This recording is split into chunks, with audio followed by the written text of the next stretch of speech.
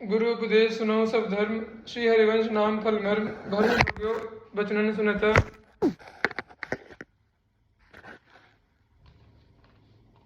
शुक मुख वचन जो श्रवण सुनावहु, तब हरिवंश सुनाम कहावहु, मन सुमिरन बिसरे नहीं।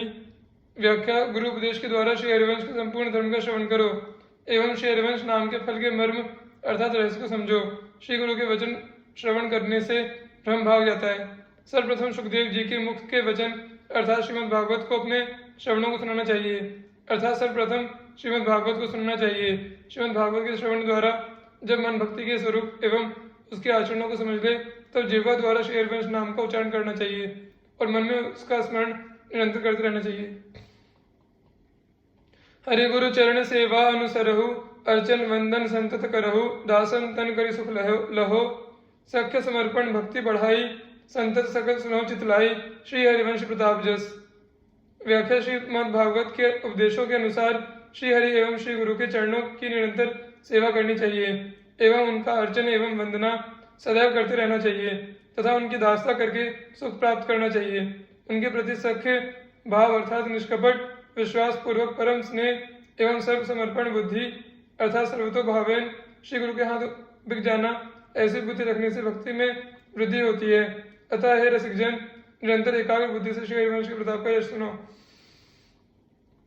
गुरु उपदेश चलहु यह चाल, ऐसी भक्ति करहु बहुकाल, ये नव लक्षण भक्ति के, यह हरि भक्ति करे जब कोई, तब हरिवंश नाम रति होई, यह जो बहुत हरि की कृपा। व्याख्या। गुरु से भक्ति का उपदेश ग्रहण करके उनके अनुकूल चाल चलो अर्थात आचरण करो।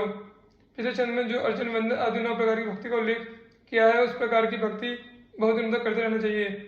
उपासक जब इस प्रकार से हरिभक्ति करता है तब उसके हृदय में श्री हरिवंश नाम के प्रति प्रेम उत्पन्न होती है और जब ऐसा हो जाए तो उपासक को अपने ऊपर श्री हरि की बहुत बड़ी कृपा माननी चाहिए। हरि हरिवंश भेद नहीं करे, श्री हरिवंश नाम उच्चरे, छिन छिन प्रति बिसरे नहीं, प्रीति सहित यह नाम कहाई, संतत सकल सुनो चितलाई, श्री हरिवंश प्रताप जस। व्याख्या। श्री हरिवंश नाम में रति उत्पन्न होने पर श्री हरि और श्री हरिवंश में अभेद मानकर श्री हरिवंश नाम का उच्चारण करना चाहिए और किसी भी क्षण में उसका विस्मरण नहीं करना चाहिए। इस श्री हरिवंश नाम का उच्चारण प्रीतिपूर्वक ही करना चाहिए। हे रसिकजन, एकाग्र चित्त से श्री हरिवंश के इस प्रताप यश का निरंतर श्रवण करो। गुरु उपदेश चलो यही रीति, श्री हरिवंश नाम पद प्रीति, प्रेम मूल यह नाम है, प्रेमी रसिक जपति यह नाम, प्रेम मगन निज वन विश्राम, श्री हरिवंश जहाँ रहे। व्याख्या। पिछले छंद में गुरु उपदेश का अनुसरण करके नवधा भक्ति के आचरण का आदेश दिया गया है और उसका फल श्री हरिवंश नाम में रति उत्पन्न होना बतलाया गया है। प्रस्तुत छंद में कहा गया है कि श्री हरिवंश नाम प्रेम का मूल है अर्थात उत्पत्ति स्थान है। श्री हरिवंश नाम में रति होने से उपासक प्रेम लक्षणा भक्ति का अधिकारी बन जाता है और उसका प्रेम राज्य में प्रवेश करने का मार्ग हो जाता है। श्री गुरु से उपदेश ग्रहण करके ऐसी रीति से भजन करना चाहिए जिससे श्री हरिवंश के नाम एवं उनके चरण कमलों में प्रीति उत्पन्न हो जाए, क्योंकि यह श्री हरिवंश नाम प्रेम का मूल है अर्थात इस नाम के अनुशीलन से ही उपासक के हृदय में प्रेम भाव की उत्पत्ति होती है। प्रेमी रसिक गण इस नाम का जप करते रहते हैं और इसके फलस्वरूप प्रेम मग्न होकर सहज प्रेम स्वरूप उस श्री वृंदावन विश्राम की प्राप्ति करते हैं जहाँ श्री हरिवंश का नित्य निवास है। प्रेम प्रवाह परे जन सोई, तब क्यों लोक वेद सुधि होई, जब हरिवंश कृपा करी, व्रत संयम तब कौन कराई, संतत सकल सुनो चितलाई, श्री हरिवंश प्रताप जस। व्याख्या। श्री हरिवंश नाम में से उत्पन्न प्रेम प्रवाह में जब उपासक का मन पड़ जाता है और उस पर श्री हरिवंश कृपा करते हैं तब उसको लोक और वेद अर्थात लोक रीति का आचरण और वेद शास्त्रों के विधान के अनुसार आचरण की सुधि नहीं रहती। इस स्थिति में व्रत और संयम का अनुष्ठान भी किसके द्वारा संभव है।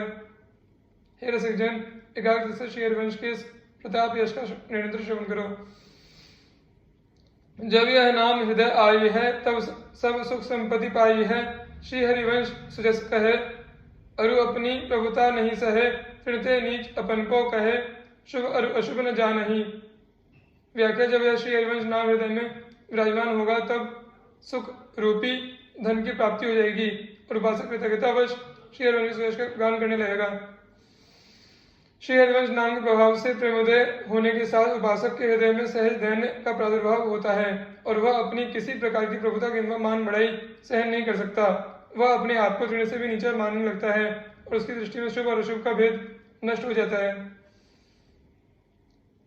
समझे नहीं कछु कुल कर्म, सुधो चले आपने धर्म, रसिकन सो प्रीतम कहे, कबहू काल वृथा नहीं जाई, संतत सकल सुनोचित लाई, श्री हरिवंश प्रताप जस।